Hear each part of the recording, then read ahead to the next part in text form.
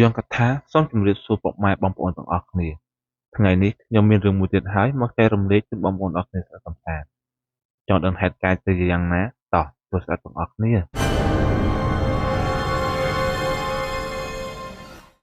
និយាយអំពីរឿងនេះវាបានកើតឡើងនៅប្រហែល2ឆ្នាំអីទេដែលមានបងប្រុសម្នាក់ក៏បានតូចចិត្តហើយក៏បញ្ចប់ជីវិតខ្លួនឯងទៅបើនិយាយអំពីខ្ញុំវិញទើបតែការបាន5ឆ្នាំអីទេតែកាលមុនការខ្ញុំជាអ្នកបើកឡានដោយក្រោយការហើយប្រពន្ធខ្ញុំក៏ចេញប័ណ្ណបញ្ជាថ្មីដែលឲ្យខ្ញុំឈប់បើកឡានទៅតែឲ្យមករស់នៅផ្ទះតែម្ដងព្រោះគាត់ខ្លាចលោកខ្ញុំលួចមានប្រុសអូច្រឡំគាត់ខ្លាចខ្ញុំលួចមានស្រី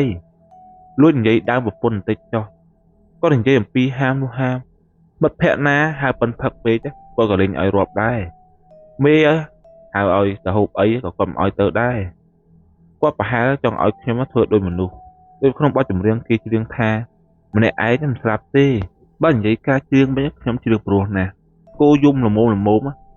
យំមិនព្រោះដល់ខ្ញុំអ្នកច្រៀងនេះទេនិយាយការច្រៀងវិញខ្ញុំច្រៀងព្រោះណាស់គោយំល្មមមិនព្រោះដល់ខ្ញុំអ្នកច្រៀងនេះទេបើមានបងប្អូនណាមានកម្មវិធីអីចង់ហៅខ្ញុំទៅសូត្រមេលេខបានខ្ញុំសូត្រមេលេខព្រោះជាងអីទៅទៀតនិយាយលេងតែប៉ុណ្្នឹងទេឥឡូវចូលសាច់រឿងយើងវិញដល់អញ្ចឹងខ្ញុំក៏ព្រមតាមគាត់ដោយមករស់នៅស្រុកកំណើតខាងគាត់ព្រោះអីមិនចង់មានរឿងឆ្លោះតោះតេងណយម៉ែឪក្មេកពិបាកចិត្តមករស់នៅខាងប្រពន្ធខ្ញុំក៏មិនបានទៅធ្វើការអីដែរដោយប្រពន្ធខ្ញុំធ្វើការរោងចក្រនឹងចង់ការលុយតិចតួចមិនមែនមានន័យថាឲ្យប្រពន្ធខ្ញុំចិញ្ចឹមទេតែខ្ញុំនៅខាងគាត់រកការងារបើកឡានក៏គ្មានគឺពិបាករកណាស់ព្រោះអីនៅខាងនេះគេសម្បូរតែធ្វើការរោងចក្រនិងធ្វើសំណង់ខ្ញុំវិញចេះតែបើកឡានព្រោះអីខ្ញុំបើកឡានចូលចិត្ត10ឆ្នាំទៅហើយតើឲ្យខ្ញុំមកធ្វើការរោងចក្រខ្ញុំដូចមិនទម្លាប់ខ្លួនសោះដល់អញ្ចឹងចេះតែចាំថាបើមានគេរត់ទៅកង់ឡានចាំសុំគេបើនៅស្រុកហ្នឹងវិញត្រីក៏ពិបាករកហូបដែរព្រោះអីមានបឹងបួទន្លេឯណាធំទេគឺមានត្រឹមតែតាពាំងឬក៏ស្រះទឹកដែលគេនៅទីនោះគេហៅថាកុងនិយាយទៅនៅទីនេះគេហៅខុសប្លែកពីយើងដោយតាមខេត្តឬក៏តាមស្រុកសម្រាប់តែស្ដាប់គ្នាបានខ្ញុំនេះក៏ចង់បែកអាចឃ្លៀកដែរហ្នឹងណាបើចង់បានត្រីហូបដល់ភ្លៀងទឹកហូរចេញពីស្រែទៅចូលក្នុងស្រះនោះបានត្រីវាឡើងមកខ្លះហើយពួកយើងក៏អាចរកហូបបានបើនិយាយអំពីកង្កែបឬត្រឡនតតអីវិញគឺមានមួយគឺមិនសូវសម្បូរទេតែបើគេរកសត្វកង្កែបវិញគឺថាខ្ញុំសុំសួរមួយបងប្អូនតើបងប្អូនដែលហូបទឹកគ្រឿងសាច់កង្កែបដែរទេជាមួយផ្កាកសាំងនៅទីនេះគេធ្វើទឹកគ្រឿងសាច់កង្កែបដែលមានរសជាតិឆ្ងាញ់ម្យ៉ាងហើយក៏បេះផ្កាកសាំងធ្វើជាលក់មានអីឆ្ងាញ់ម្យ៉ាងដែរតើបើនិយាយអំពីខ្ញុំវិញជាមនុស្សហូបមិនសូវចេះរើសចំណីអីទេអីក៏ហូបបានដែរជៀសវាងតែសត្វរុយសត្វមូសហើយនឹងចន្លែនទើបខ្ញុំមិនហូបនៅទីនោះបានប្រហែល5ខែខ្ញុំក៏ចាប់ផ្ដើមស្គាល់គេខ្លះខ្ញុំភ្លេចប្រាប់ម្ដាយក្មេកខ្ញុំជាអ្នកលក់ចាប់ហួយតែគាត់លក់មិនទិញទួចអីទេហើយគាត់លក់មានដូចជាភេសជ្ជៈនំកូនក្មេងហើយនឹងស្រាថ្នាំស្រាបៀកាលមុនគាត់ទិញមកលក់ដែរតែអ្នកមកទិញច្រើនតែជាពាក់មិនងាយសងដល់អញ្ចឹងគាត់ក៏ឈប់ទិញមកលក់ទៅហើយបើស្រាថ្នាំវិញគាត់លក់ដាច់គូសមដែរមានលោកពូលោកអ៊ំមកទិញជាហូបហើយជាប្រចាំថ្ងៃមិនទៅខានទេកាលហ្នឹងខ្ញុំស្គាល់បងប្រុសម្នាក់ដែលគាត់ជាមួយស្រាថ្នាំម្ដាយក្មេកខ្ញុំដែលគាត់មានឈ្មោះថាបង្គាវគឺជាជើងខ្លាំងប្រចាំភូមិនឹងតែម្ដងដែលគាត់ហូបស្រាថ្នាំមួយថ្ងៃជួនកាលចូល5លីត្រម្នាក់ឯងក៏មានដែរហើយគាត់មានអាយុប្រមាណជា30ឆ្នាំជាងអីហ្នឹង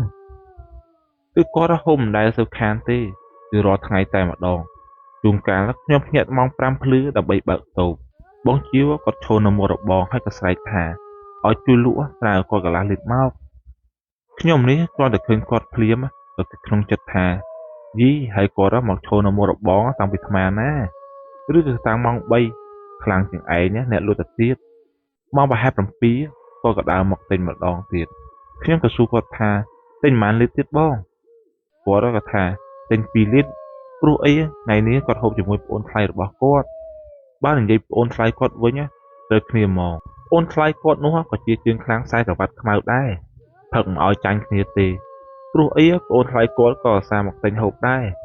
និយាយទៅពីអ្នកបងប្អូនគាត់ ហូបតែម្នាក់ឯងក៏កើតដែរគឺថា the best តែម្ដងពីមុនគឺហូប3នាក់តែបងប្រុសម្នាក់ទៀតគាត់ក៏បានបៃលាវទៅមុនគេហើយព្រោះគាត់ទុំឈ្នះពីអ្នកគាត់នេះទេហើយគាត់ក៏សូមសម្រាប់មួយជាតិសិនចាំជាតិក្រោយចាំផឹកតទៀត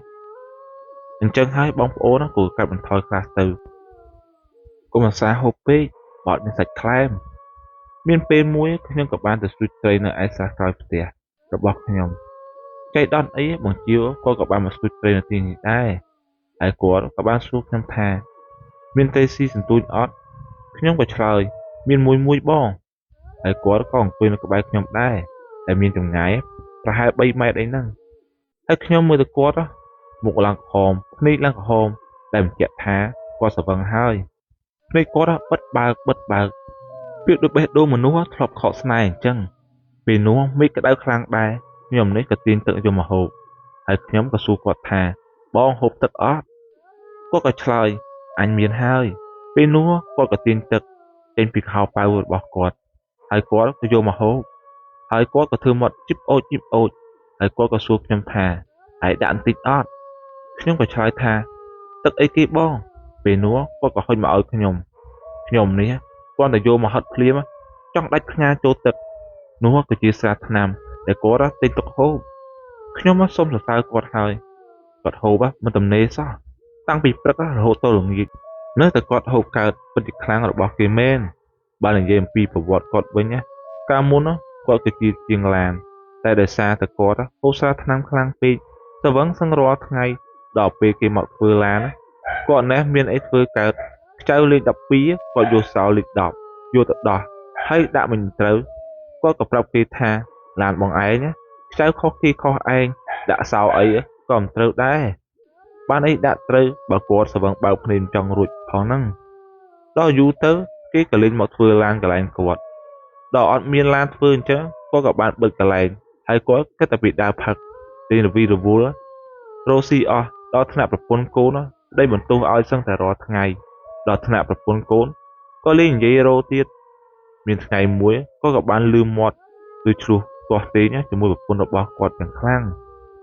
ហើយឮថាគាត់ក៏បានរត់ទៅផ្ទះម្ដាយរបស់គាត់ដែលជាម្ដាយបង្កើតដែលនៅភូមិក្បែរនឹងដែរទេដោយសារតែខ្ញុំដឹងព្រោះអីផ្ទះគាត់ក៏មិននៅឆ្ងាយពីផ្ទះប្រពន្ធខ្ញុំដែរគឺថាផ្ទះខ្ញុំនឹងជាប់ផ្លូវខាងលិចផ្ទះគាត់ដែរទេមួយអាទិត្យជាងទៅហើយម្ដាយឃើញបងជាវគាត់មកទិញសារថ្នាំម្ដាយក្មួយខ្ញុំទៀតទេពេលនោះក៏មានអ៊ំប្រុសម្នាក់ដែលមានឈ្មោះថាអ៊ំទូចគាត់ក៏បានមកហូបស្រានៅតូបម្ដាយក្មួយខ្ញុំពេលនោះម្ដាយក្មួយខ្ញុំក៏បានសួរគាត់ថាតើអ្នកណាគេស្លាប់លបងឬសំលេងប៉ុនចេញមកពីភូមិខាងត្បូងពេលនោះអ៊ំទូចក៏លើកដាច់មួយកូនកែវនៅពេលហើយគាត់ក៏បានយកដៃជូតមាត់ចេញបានគាត់និយាយថាមានអ្នកណាអាជីវនឹងណាឬថាវាទៅចងកនៅឯក្រោយផ្ទះនៅចកាស្វាយកន្លែងវាស្រែហ្នឹងណាពេលនោះម្ដាយខ្ញុំក៏រៀងភ្ញាក់គាត់ក៏និយាយថាហើយមិនក៏វាទៅចងកអញ្ចឹងខ្ញុំនេះបាត់មុខវាចិត្តមួយអាទិត្យម្ដាយឃើញមុខវាមកទិញសារថ្នាំខ្ញុំទៀតសោះហើយវាកើតអីលបងបានវាទៅចងកអញ្ចឹងពេលនោះអ៊ំទូចក៏ឆ្លើយថាប្រហែលជាវាខឹងម៉ែវារឿងស្ដីបន្ទោសឲ្យវារឿងវាហូបស្រានិងរឿងប្រពន្ធកូនវាមិនស្ដីរវាទើបវាតូចចិត្តទៅចងកសម្រាប់ខ្លួនអញ្ចឹងទៅស្ដីបន្ទោសប្រពន្ធកូនវាក៏មិនកើតដែរព្រោះអីវាគិតតែរឿងផឹកជួយរស់ស៊ីអីចិញ្ចឹមគ្រួសារផងអ្នកណាទ្រាំតែនៅជាមួយវាកើតខ្ញុំនៅទីនោះក៏បានស្ដាប់ឮហើយក៏បានគិតក្នុងចិត្តថាបើយើងចេះហូបត្រូវចេះរស់ហើយហូបល្មមទៅគិតពីសុខភាពនិងគ្រួសារផងមិនមែនហូបមកឈ្នះដៃអញ្ចឹងទេតោះតែប្រពន្ធកូនលេងនិយាយរកអស់នោះទេក្រោយពេលបានមួយរយៈ3ថ្ងៃក្រោយគាត់ក៏បានលេចឮរឿងខ្មោចបង្គាវចេញប្រតិបត្តិការចេញលងអ្នកភូមិដែលដើរនៅក្រោយដីចំការស្វាយក្រោយផ្ទះនោះដែលគេដើររកកង្កែបឬកសត្វពេលយប់ឡើងដោយមានអ្នកភូមិម្នាក់ក៏បាននិយាយថាខ្មោចបង្គាវចេញលងតាំងពីថ្ងៃគាត់ស្លាប់ដំបូងម្ល៉េះដែលគាត់បានដើរមកពីក្រោយផ្ទះដែលជាចំការស្វាយហើយក៏បានដើរមកសួរលោកតាអាចារ្យថាផ្ទះគាត់មានកម្មវិធីបុណ្យអីបានមនុស្សមកច្រើនម្ល៉េះលោកតាអាចារ្យក៏រៀងព្រឺដែរតែគាត់មិនបានឆ្លើយជាមួយខ្មោចបង្គាវទេតែគាត់បានដើរចេញពីទីហ្នឹងទៅហើយខ្មោចបង្គាវក៏រលាយបាត់ទៅដែរមិនដឹងថាគាត់ ទៅណាទៅណីទេក៏វាធ្វើបន់7ថ្ងៃឲ្យបងជាវហើយបងជាវក៏បានចាប់ផ្ដើមចេញអាល់ប៊ុមលងថ្មីតែគាត់បានមកផ្ទះប្រពន្ធរបស់គាត់តែគាត់ទៅគោះទ្វារឲ្យប្រពន្ធកូនគាត់បើកទ្វារឲ្យគាត់ចូលផ្ទះផងប្រពន្ធកូនគាត់ណាស់ភ័យចង់បាសសក់ដូចអ៊ុតសរោមអញ្ចឹងតែគាត់ថាអត់បានអ៊ុតផងគាត់ប្រើស្ប៉ាបានសក់ត្រង់អញ្ចឹងនិយាយលេងទេអ្នកទាំងអស់គ្នាអស់ពីគូសទ្វារគាត់ក៏ដើរនៅក្រោមផ្ទះទៅមកដោយសារតែខ្មោចបង្គាទៅរំខានសឹងតែរាល់យប់ប្រពន្ធកូនគាត់ក៏បានទុកផ្ទះចោលហើយក៏ទៅនៅផ្ទះបងប្អូនមួយរយៈសិនទៅហើយខ្មោចបង្គាក៏ចាប់ផ្ដើមទៅគោះទ្វារអ្នកជិតខាងសួររកប្រពន្ធកូនគាត់ហើយអ្នកណាហ៊ាននិយាយជាមួយគាត់បើគាត់សិតតែល្វែលខ្មោចលំដាប់អភិជនមានណាហ៊ានឆ្លើយឆ្លងវិការជាមួយគាត់ទេបើនិយាយអំពីម៉ែក្មេកខ្ញុំវិញគាត់ក៏បានជួបដែរតែគាត់និយាយថាមានយប់មួយប្រហែលជាម៉ោង10យប់គាត់បានចូលបន្ទប់ទឹកពេលគាត់ចេញមកវិញគាត់ក៏បានឃើញមនុស្សម្នាក់ឈរនៅមុខរបរមើលទៅមិនច្បាស់គាត់ក៏បានសួរថាអ្នកណាមករកអីថ្មហ្នឹងគាត់ក៏សួរឡើង3 4ដងគេនោះក៏ព្រមឆ្លើយដល់គេនិយាយថាមិញខ្ញុំទិញស្រាថ្នាំ2លីត្របដាយខ្ញុំគឺសំលេងបរោះនោះហើយគាត់ក៏ថាដូចស្តៀងសំលេងអ្នកណាទេគាត់ក៏នឹកមួយសន្ទុះទើបនឹកឃើញថាសំលេងនេះជាសំលេងរបស់បងជីវដែលអាសាមកទិញស្រាថ្នាំគាត់ដល់ពេលគាត់បានសម្លឹងមើលទៅមើលមុខបងជីវម៉ែគាត់ថាមុខនឹងស្លេកភ្នែកវិញឡើងរូងហើយក៏មានខ្សែជាប់នឹងកកទៀតពេលនោះខ្មោចបងជីវក៏សួរថាហើយមីងមានឃើញប្រពន្ធកូនខ្ញុំទៅណាទេមីងម៉ែក្មេកខ្ញុំគាត់ទៅដឹងថាខ្មោចបងជីវភ្លាមគាត់ក៏ស្ទុះចូលក្នុងផ្ទះប៊ីតែរអិលដួលផ្កាប់មុខទៅហើយព្រោះគាត់ភ័យខ្លាំងពេកក៏ទៅខ្មោចបងជីវដើរលងគេបានមួយរយៈធំដែរតែធ្វើឲ្យអ្នកចិត្តខាងរបស់គាត់ព្រមទាំងម្ដាយក្មេកខ្ញុំចង់បាក់ស្បាតមានថ្ងៃមួយក៏មានមេឃភ្លៀងធ្លាក់ប្រហែលជាម៉ោង1យប់ភ្លៀងបានមួយសន្ទុះធំក៏លាន់សូត្រទាំងដែលជាស្នូររន្ទះបាញ់ឡើងរង្គើពេញនឹងលុះព្រឹកឡើងដូចគេថាយប់មិញគឺរន្ទះបាញ់ផ្ទះរបស់បងជីវដែលចំពីដំបូលខាងលើដែលធ្វើឲ្យធ្លុះក្រោយមកក៏បានឮថាខ្មោចបងជីវលេងឃើញចេញលងអ្នកចិត្តខាងផ្ទះរបស់គាត់ដែរតាំងពីថ្ងៃរន្ទះបាញ់ចំដំបូលផ្ទះគាត់មកហើយក៏មិនដឹងថាខ្មោចគាត់ទៅសេតដល់ណាដែរព្រោះអីបាត់ឈឹងតែម្ដង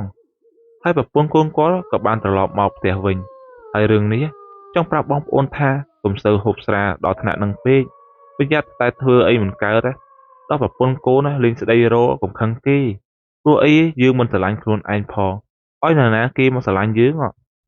ហើយបងប្អូនណាបើពេញចិត្តវីដេអូខ្ញុំកុំភ្លេចជួយ Chill និង Subscribe ខ្ញុំម្នាក់មួយផងបាទសូមអរគុណ